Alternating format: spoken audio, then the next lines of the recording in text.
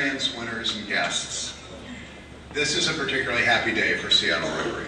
Winners for Life celebrates and honors Seattle Public School students nominated by their schools to recognize academic success in the face of serious obstacles and challenges. We have this program because this sort of quiet accomplishment might not otherwise be noticed. We understand how critical the content of your character is to society's future, and we are very grateful for it. Our thanks to all of the adults who have accompanied the winners here today, and to our fellow Seattle Four members who are hosting. I tried to spread the winners out at all the tables. Hopefully you had one at your table, and then the adult who came with them have inspired you. Now, special thanks go to Erica West, who works at Seabear with Mike Mondello, for stepping up as our administrator for this year.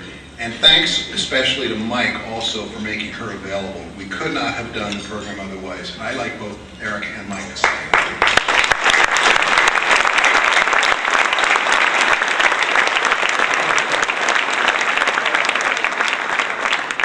And thanks also to the Rotary office staff for all their efforts, because it's a big undertaking, especially in the smallest venue in which the club needs to have this event. It took some planning.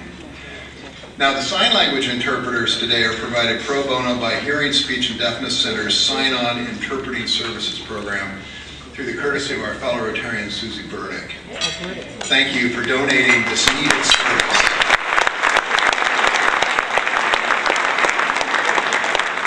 Thank you for donating this needed service to accommodate one of our winners.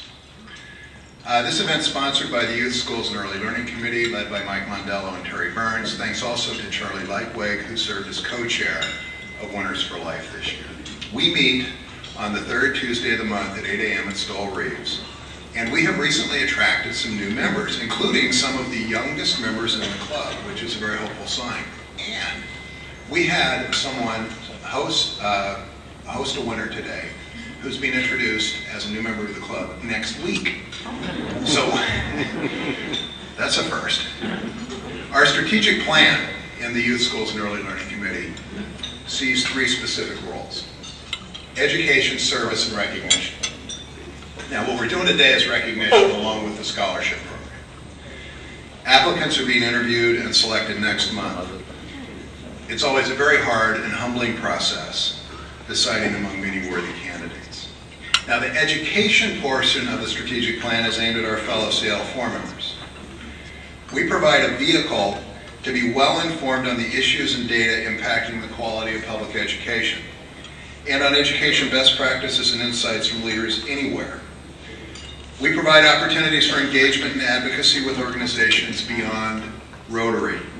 And the goal is to help our broad club membership of community leaders become more well-informed and thus better able to influence and act on the critical issues facing our education system.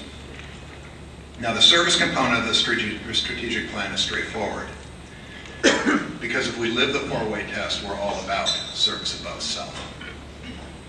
Now, let me take a final couple minutes to summarize who's here today. This year, we're fortunate to have 49 winners. 30 of them come to us from traditional four-year high schools, and they are Ballard, Chief Sealth, Cleveland, Franklin, Garfield, Ingram, Nathan Hale, Rainier Beach, Roosevelt, and West Seattle.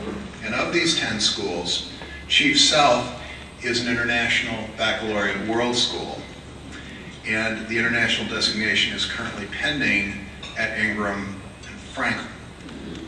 Now, these traditional high school programs work great for the majority of students.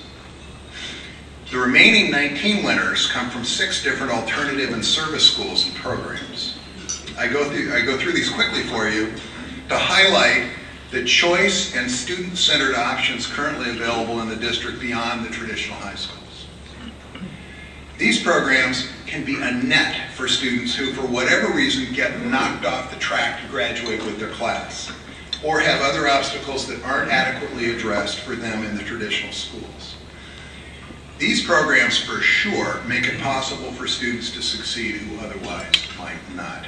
Now, Nova Project High School is about student-centered education. Students choose their classes and are directly involved in creating their schedules. They study in the classroom and through independent learning contracts. The Cascade Parent Partnership Program is the homeschool center.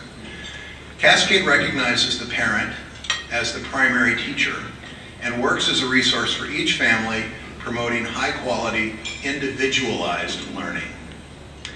Interagency Academy is a network of small schools spread out across the district. Education plans are personalized for each student.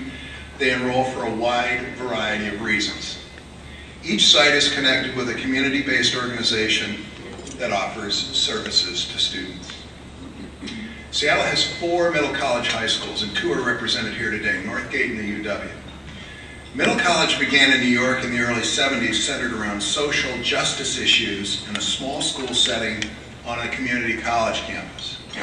There are now 30 around the country. South Lake High School provides a highly responsive environment for students to complete the courses needed to graduate. All classes are multi-graded and support developmental and academic needs of students in a family atmosphere. In particular, South Lake emphasizes self-discipline through personal choice and responsibility. Frequent assessments help students develop good life skills. The Seattle World School is the district's diverse newcomer school. Founded in 1980 in response to a large wave of immigrants from Southeast Asia. It supports newcomer students in an orientation setting. It also supports high school students who are English language learners studying towards graduation. Some students come with extensive schooling, needing only English proficiency and cultural orientation. Others have never before attended school. This is what's so great about having choices in the system. Come here as a 10th grader from Cambodia or Somalia, speaking no English. Graduate with honors 2 years later, speaking fluent English, and then get into an honors program at the UW.